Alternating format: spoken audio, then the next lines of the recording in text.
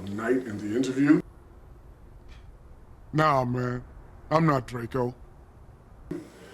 And the reason I want to play Knight is because he's a very interesting character. On the surface, he's very big, dark, and scary. But there are a lot of things underneath the surface that make up this guy, and they're very useful things. And it all comes to light as the film goes on. And you better be. You know, if you have a person that's one-dimensional, pretty much all you have to do is stand there and just pan the camera across him. But Knight gets in some crazy situations, which he's able to utilize his background, which comes in really handy.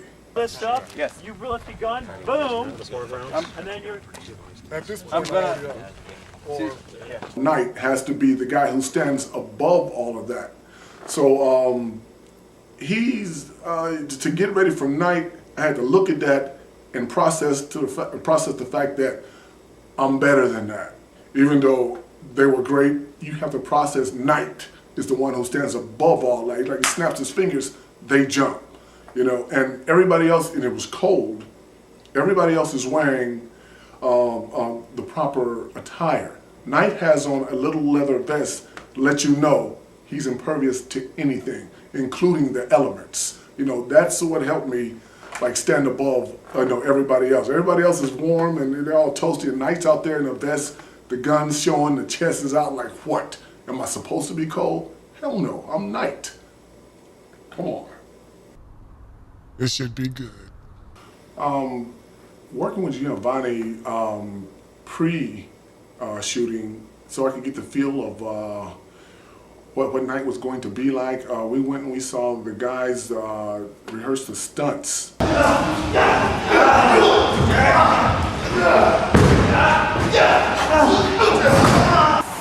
All the big pieces you have a big reaction to, which is like 3 or 4, really. And just some things he asked me about my background and what I can bring to the character Knight. You know, and of course I've been military, so I've been in charge of troops and leading them into certain situations. And these people have to believe that you're capable of making sure that they're going to come out on the other end on top. Are you clean? You know, if things get beyond the point that they can handle, they got Knight, and Knight is right there.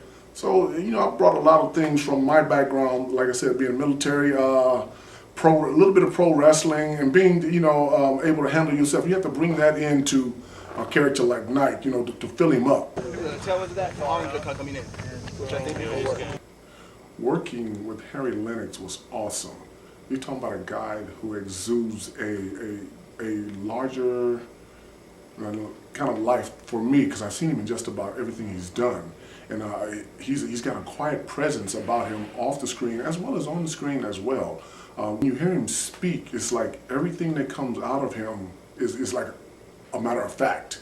You know, is there's no guessing. You know, does he believe that? Does he not believe that? When Harry Lennix portrays a character, you believe him to actually be that character, point blank.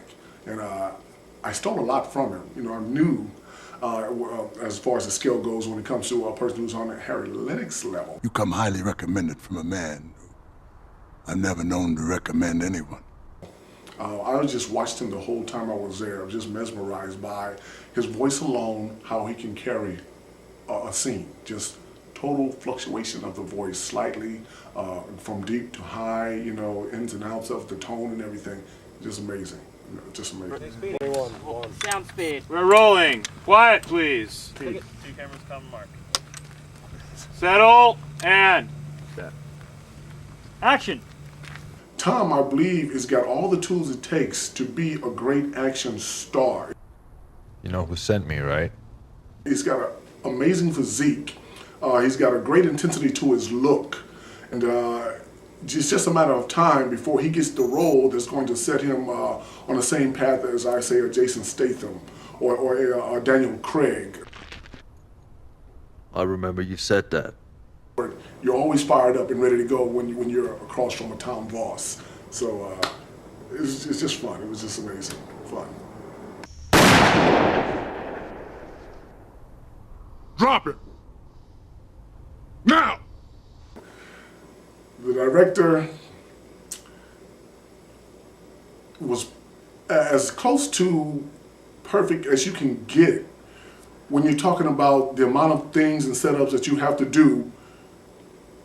And he did it all in stride without blowing up at any of the talent or any of the crew. And everybody just kept on going and going and going because it was an all-day thing.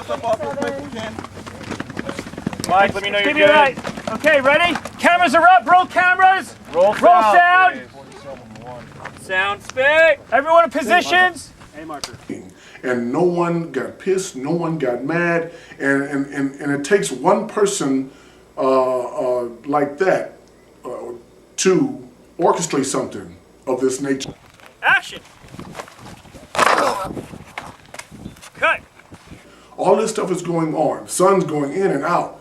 Kept us cool. We got everything we needed within a short period of time. I don't see anyone else I've ever worked with, and this is not a cut to the people I work with some good people. But I don't see anyone else being able to do that and still keep their composure and keep your talent up and ready to go. It was just an amazing thing for somebody to do. For a second, I want to make sure if everyone's clear. If you're not, let me know.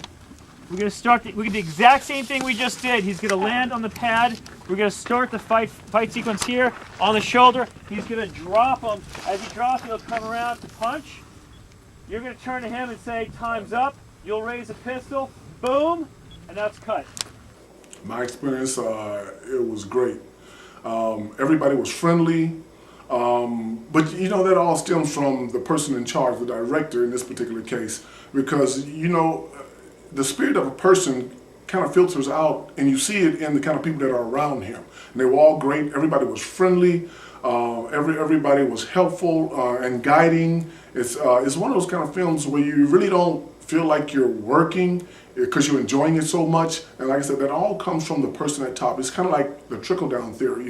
If the guy on top is great and he has a good spirit, it trickles down into the people that are willing to help him because they all feel that they have the same spirit. Like spirits attract each other. Very good. Beautiful. Perfect. Okay, thank you. The interview, we drove, I think it was 2.5 hours to the middle of the desert. And I said, here we go again. I get there, and it's just about 5 in the morning, dark, cold. It had rained. Didn't know if we were going to be able to go forward with the project. And then slowly but surely the sun came out. More than 50, 60 people were driving in, and you think they're just out there sightseeing or something. No, they're all coming to be a part of this project. And I'm like, okay, well, this guy has pulled this many people together for a one-day, all-day shoot on a short. And I'm thinking to myself, either he's good or he's talked to a lot of people into something. We're going to see. But once it started, it was amazing. It was amazing. And these kind of things come along once, you're able to help somebody that whose future is bright. And they help you as well. And it's great. It's not one of those things where, yeah, man, why don't you help me out with my film, and then you end up in some spandex suit standing on top of the Sears building talking about, okay, is this going to work? No, it wasn't anything like that. This was something that turned out to be like, wow, I'm glad I was a part of this. It was a great thing, and I just can't wait for the rest of it. And as a young actor in Hollywood, you want to work with people who bring the best out of you again and again and again. Okay. Reload. I would plexiglass comes out, and you get 4 guys to pick up the plexiglass. The reason is because you have a connection with those people. They know what you're capable of, and they push you beyond that. And that's what you need, and it's in a way that works for you. So you look forward to those people having all the success in the world, and you just hope that they can ask you to come on another journey with them again, because it was fabulous. It's just great.